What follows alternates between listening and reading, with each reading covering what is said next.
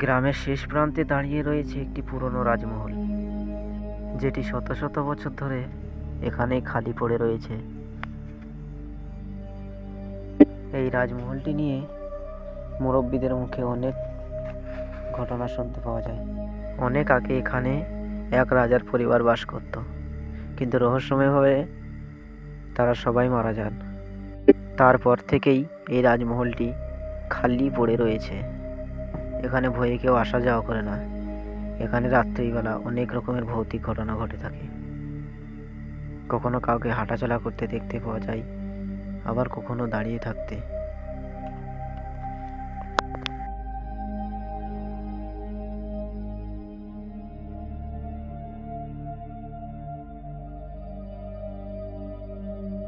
অনেক এসেছিল তার বন্ধুর বাড়ি একটি জরুরি কাজে। কাজ শেষ করে এবার সে বাড়ি যাবে। অনেক ভাই, আজকে রাতটা থেকে গেলেই পারতিস, ওই রাস্তাটা খুব একটা ভালো না রে। হ্যাঁ, বকিস না, সবসময় বলতে বল কথা। ভূত টুত বলে কিছু আছে রে? তোরা সবসময় ভয় করিস। বেশ, যা, তাহলে কিন্তু ওই রাজমহলটার দিকে একেবারে তাকাবি না, আর ওটার ভিতরে যাওয়ার কথা তো ভাববি না, ঠিক আছে ভাই? তোকে সাবধান করে দিলাম বারবার করে। একেই সন্ধ্যা হয়ে যাচ্ছে, একটু সাবধানে যাস ভাই, বারবার করে বলছি তোকে। বেশ ভাই, তাহলে থাক, একেই অনেক দেরি হয়ে যাচ্ছে, তাড়াতাড়ি পা চালিয়ে যেতে হবে। তারপর অনেক তার বন্ধুর বাড়ি থেকে চলে এলো, হাঁটতে লাগলো তার নিজের বাড়ির দিকে। এসব অনেকরাও না কি সব আবোল তাবোল বকতে থাকে। এই সময় আবার এই সময়কালে কেউ ভূত টুত মানে? আমি তো একেবারেই বিশ্বাস করি না ওসব।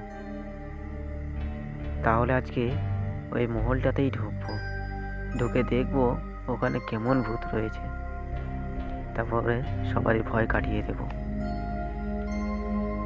এই কথা ভাবতে ভাবতে অনেক চলল তার নিজের বাড়ি।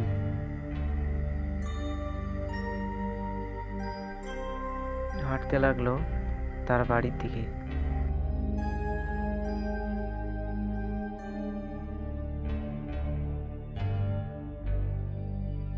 আস্তে আস্তে অনেকটা রাজমহলের কাছে চলে এলো। এক পর্যায়ে এসে সেই রাজমহলটির কাছেই পৌঁছে গেল। রাত্রিবেলায় রাজমহলটি আরও ভয়ঙ্কর লাগছিল। অনেক তো ভিতরে যাওয়ার জন্য একেবারে প্রস্তুত। তার এসবে ভূত টুতে একেবারে বিশ্বাস করে না, তার ভয়ও করে না। তার মনে খুবই সাহস যে আজকে সে এই রহস্য ভাঙবেই। তাই সে খুব উত্তেজিত হয়ে রয়েছে। সে হাঁটতে লাগলো রাজমহলটির দিকে। সে তাড়াহুড়ো করে রাজমহলের ভিতরে ঢুকে পড়ল। ঢুকে দেখলো একেবারে পরিষ্কার পরিচ্ছন্ন রাজমহল। সে ভাবছে, এটিকে কেউ আবার ভয় করে? এত সুন্দর জায়গা। সে উপরে দোতলায় সব জায়গা ঘুরল। ঘুরতে ঘুরতে তার নজর পড়ল রাজমহলের নিচের দিকে। সে জিনিসটিকে দেখে সেখানেই থমকে দাঁড়িয়ে গেল, একেবারে তাকিয়ে রইল নিচের দিকে। তার পা হাত পা যেন কাঁপতে লাগলো। সে ওই ছায়া মূর্তিটিকে দেখে কিছুক্ষণের জন্য নিজের জায়গায় জমে গেল।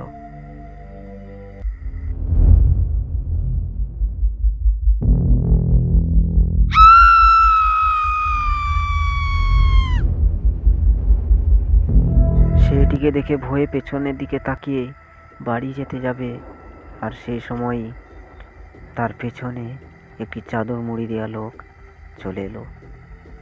অনেকে সব দেখতে না পেরে ওখানে অজ্ঞান হয়ে যায়।